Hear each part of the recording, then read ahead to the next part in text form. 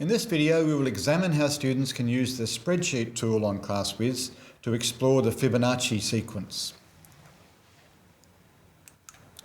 The Fibonacci sequence is very famous and examines the sequence of numbers starting with 1 and 1, and in which every term after that is the sum of the previous two terms. So 1 and 1 make 2, 1 and 2 make 3, 2 and 3 make 5, and so on.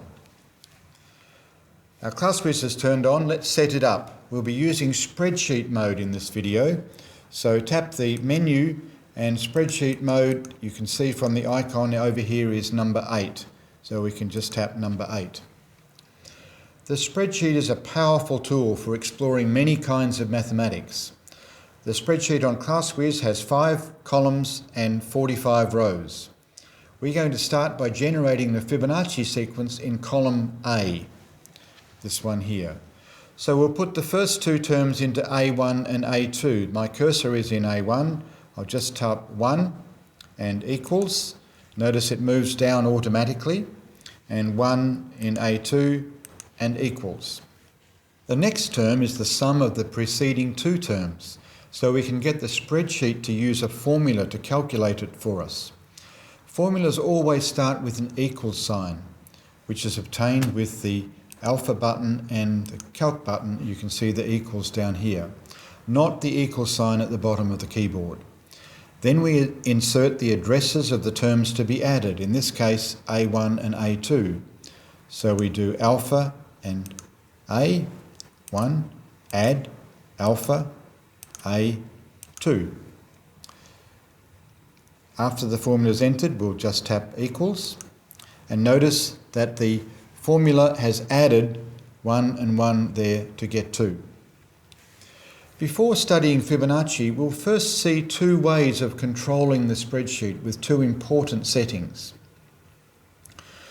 I'll move the cursor back to A3, and you can see that the cell shows 2, and at the bottom of the screen, the sum of A1 add A2 is shown, the formula is shown.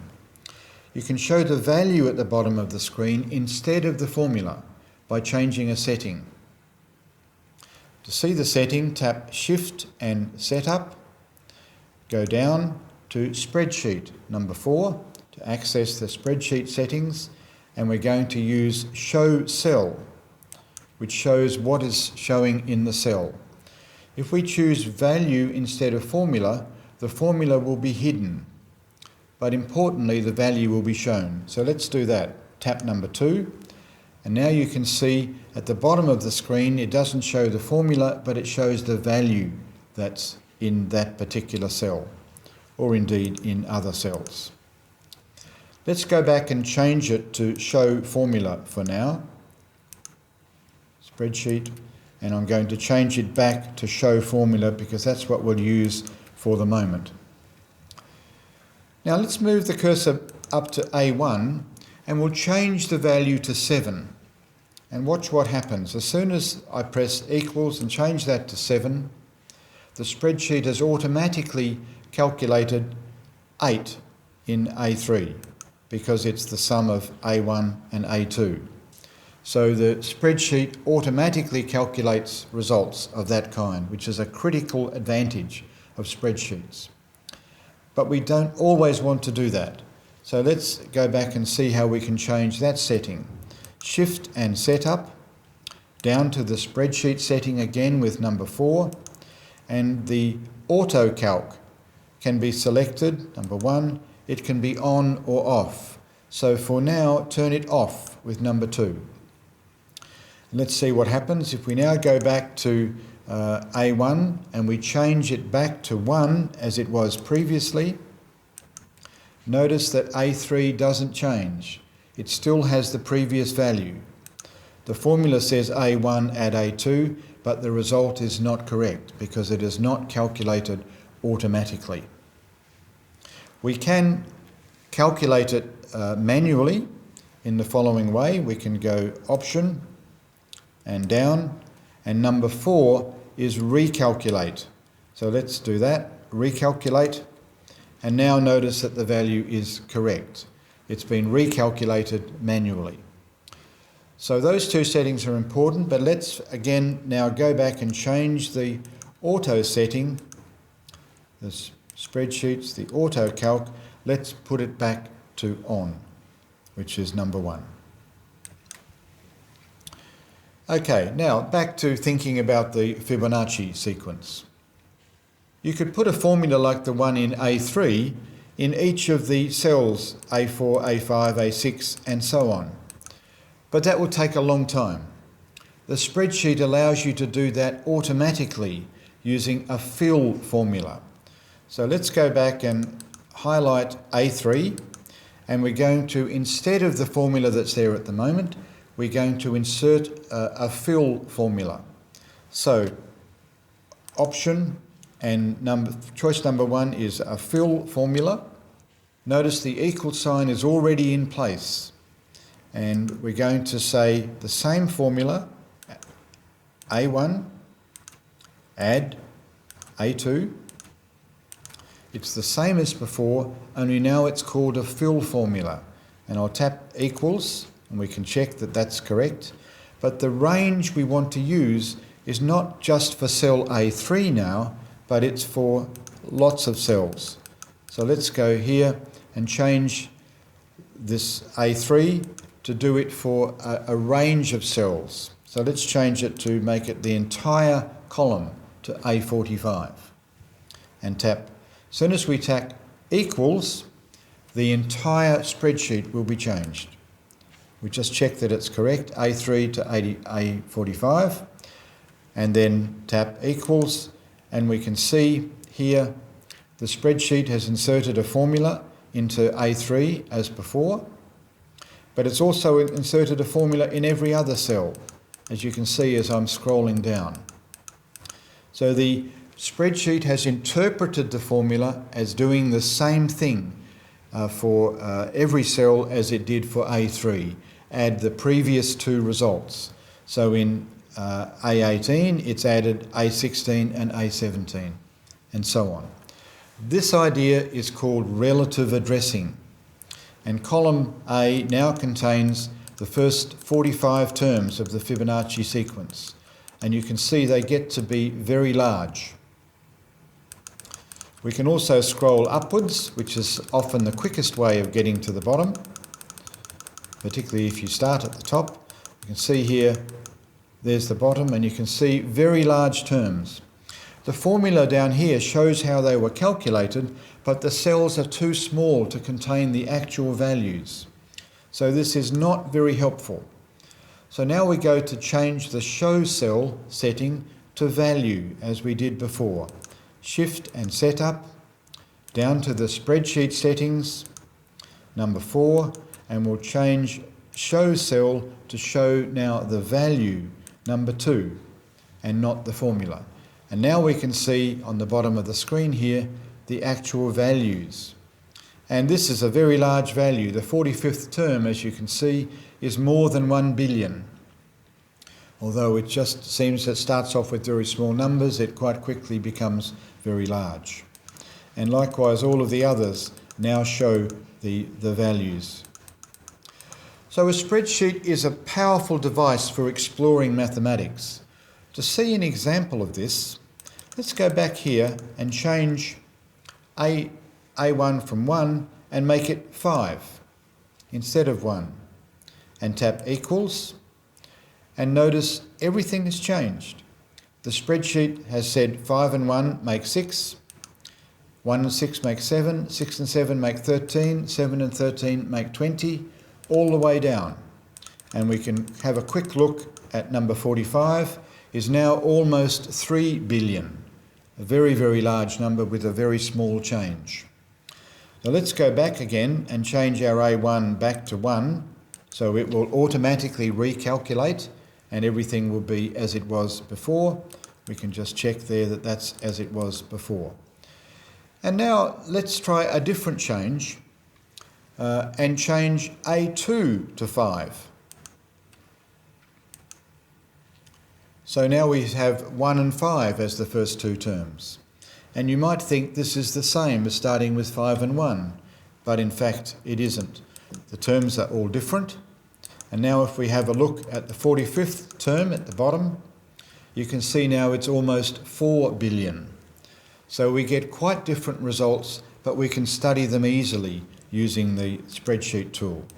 Let's change it now back to 1 and make it the original Fibonacci sequence. Don't change any of the cells in A3 down to A45 because they've got formulas in them, and that will be a serious problem. Now let's look at another critical spreadsheet capability called absolute addressing. What we've been using with this formula is relative addressing. To see how this works, go across to D1 and we're going to put 1 in D1 and 1 in D2. And we're going to use those values to control the starting numbers, A1 and A2.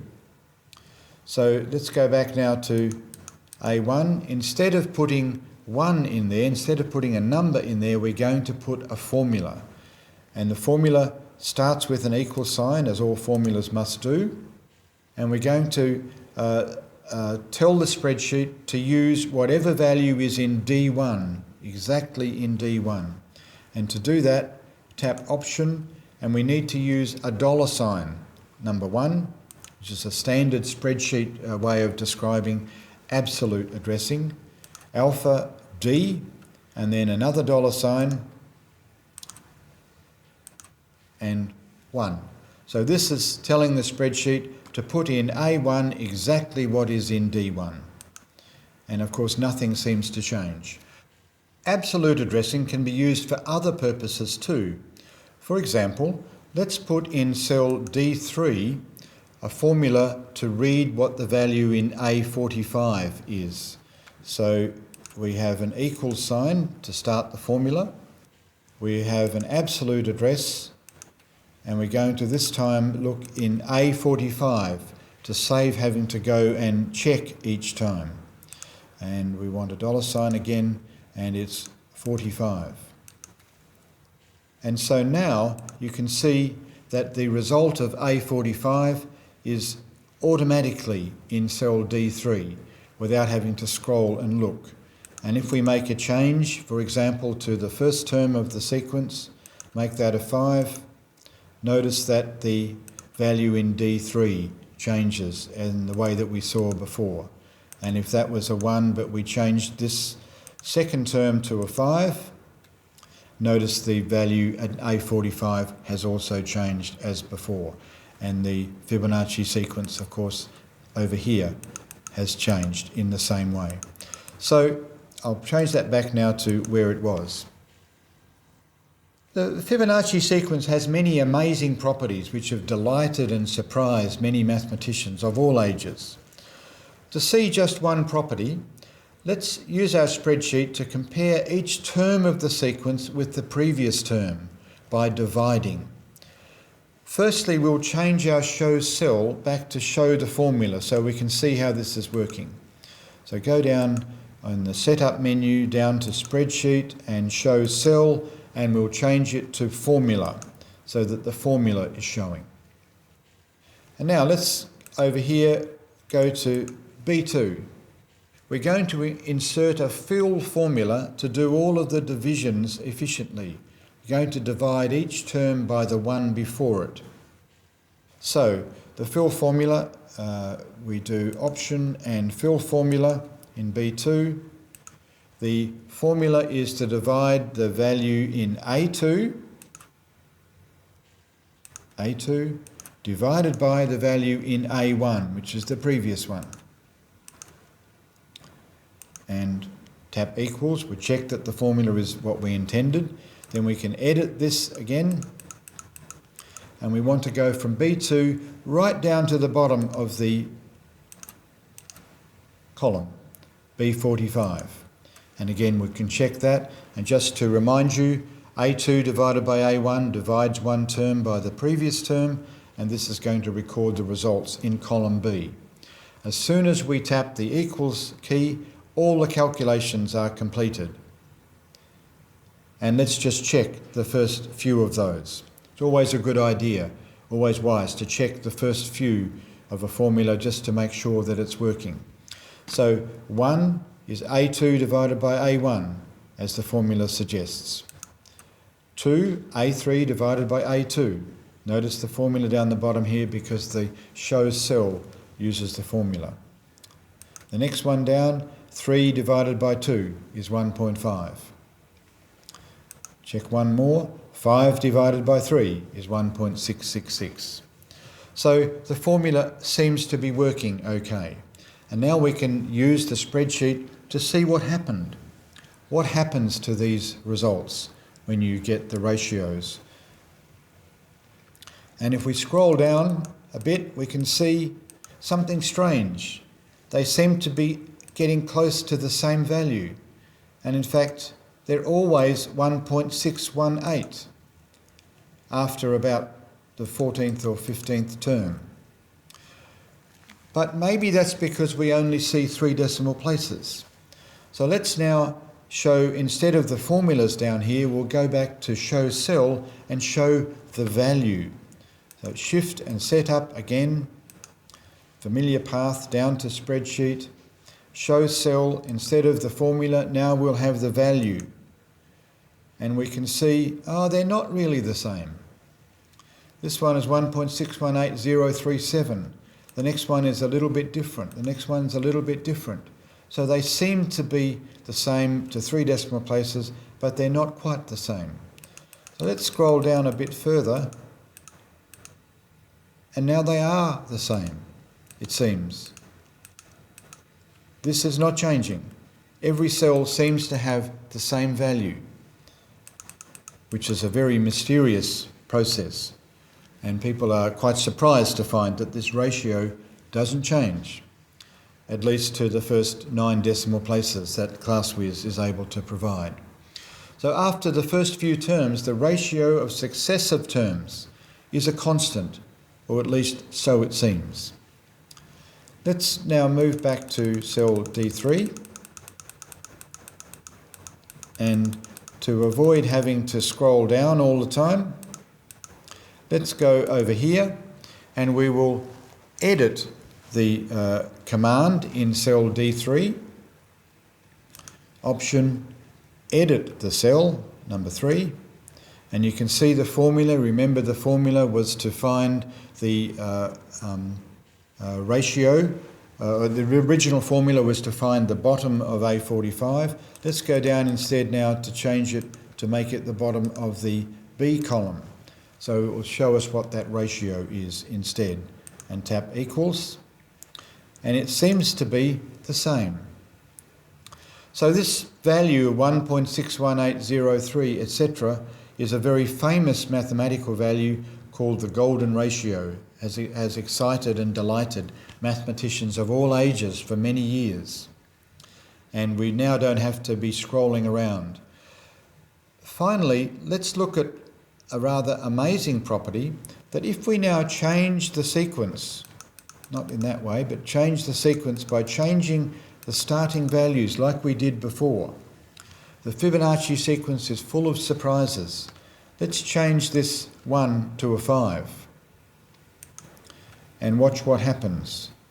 The results over here in column B are all different.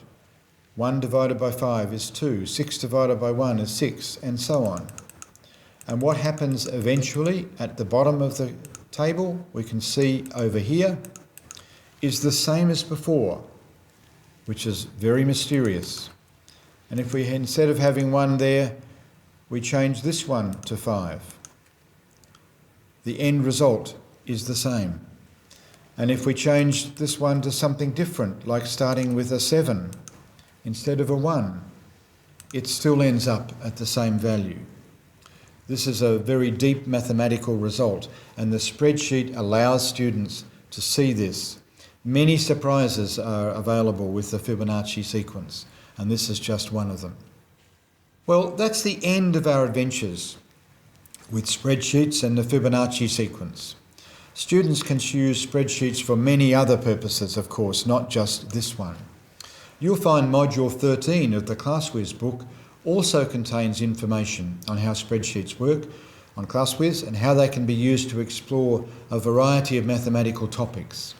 as well as detailed explanatory text, which can be copied for students as well as teachers. The module includes some exercises to check the efficient ClassWhiz use, some examples of activities to suggest educationally valuable things to do, and some guidance for teachers. You can download this book freely from the Casio Worldwide Education website. Happy calculating!